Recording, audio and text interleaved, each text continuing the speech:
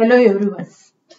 तो बच्चों, आज हम भाषा माधुरी इस पाठ्य पुस्तक का लेसन नंबर 23 चाय बागान की सैर इस पाठ की पढ़ाई करने वाले हैं। तो सभी बच्चों ने भाषा माधुरी बुक निकालनी है। लेसन नंबर 23 चाय बागान की सैर। आदरणीय दीदी नमस्ते। तो ये भाई ने बहन को लेटर लिखा है। वह लेटर में चाय बागान की सैर के बारे में स्पष्टीकरण दिया है। हम सब कल प्रातः ही दार्जिलिंग पहुंच गए। हम सब कल प्रातः यानी सुबह ही दार्जिलिंग पहुंच गए। अल्पाहार के पश्चात हम घूमने निकले। अल्पाहार यानी नाश्ता। नाश्ता के बाद हम घूमने निकले। चौराहा पार करते ही चाय के बाग शुरू हो गए। चौराहा यानी चार रास्तों का संगम।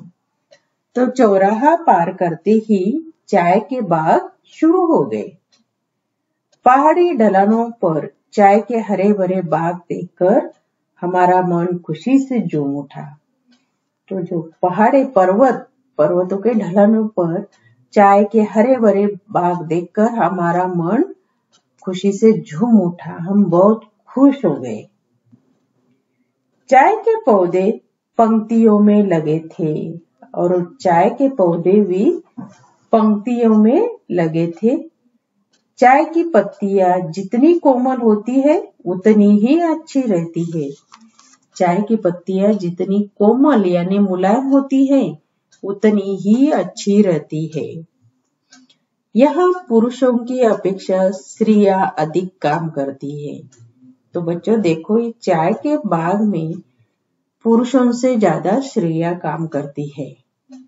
स्त्रियां कमर में कपड़े से बंधी टोकरियां लिए पत्तियां चुन रही थी और जो औरतें कमर में कपड़े से बंधी टोकरियां लिए पत्तियां चुन रही थी।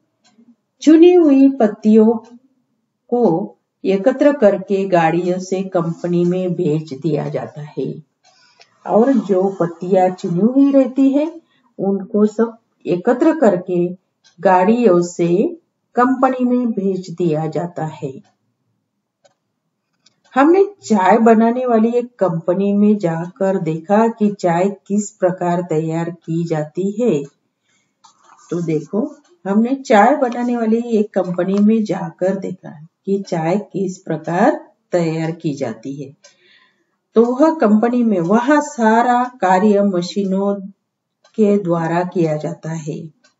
वह कंपनी में सारा काम जो है वो मशीनों के द्वारा ही किया जाता है। बड़ी ट्रे में पत्तियां भरकर सेकी जाती है। जो बड़ी ट्रे रहती है उसमें पत्तियां भरकर सेकी जाती है। सेकी यानी गरम की जाती है। सेकने से पत्तियां मुड़कर काली हो जाती है और सेकने से पत्तियां मुड़कर काली हो जाती है। इन्हें बाद में सुखा लिया जाता है। सूखी हुई पत्तियों से कटे हुए सेब जैसी सुगंध आती है। जो सूखी हुई पत्तियां रहती है उसकी कटे हुए सेब जैसी सुगंध आती है, खुशबू आती है। बिल्कुल सूख जाने पर इन पत्तियों को बड़ी बड़ी मशीनों से पैक किया जाता है और बिल्कुल सूख जाने पर इन पत्तियों को बड़ी बड़ी मशीनों से पैक किया जाता है। मुझे यह जानकर आश्चर्य हुआ कि चाय सबसे पहले चीन में उत्पन्न हुई थी। तो देखो, चाय सबसे पहले चीन में उत्पन्न हुई थी। हमारे देश में 3 प्रकार की चाय का उत्पादन होता है। तो पहला है चीनी, सेकंड असमी और कंबोडियन। इनमें कंबोडियन चाय अधिक पसंद की जाती है। हमारे भारत देश में कंबोडियन चाय अधिक ज्यादा से ज्यादा पसंद की जाती है। चाय उत्पादन के लिए कुछ गर्म और नम जलवायु की आवश्यकता होती है। चाय उत्पादन लेने के लिए कुछ गर्म और कुछ नम जलवायु यानी हवा पानी की आवश्यकता होती है। हमारे देश में असम और दार्जिलिंग में वर्षा खूब होती है। हमारे भारत देश में असम और दार्जिलिंग में बारिश बहुत होती है, ज्यादा होती है। पहाड़ी ढलानों के कारण पानी जल्दी बह जाता है। पहाड़ी ढलानों के कारण पानी जल्दी ही बह जाता है। इसीलिए यहाँ का मौसम चाय उत्पादन के लिए अनुकूल होता है। तो इसीलिए यहाँ का मौसम चाय उत्पादन के अनुकूल होता है, यानी सही होता है, अच्छा होता है। नेक्स्ट पेज निकालो। यह सब देखते देखते दोपहर हो गई। हम भोजन के लिए वापस होटल लौट आए। शेष फिर लिखूंगा। संस्कृति और विभूति को प्यार।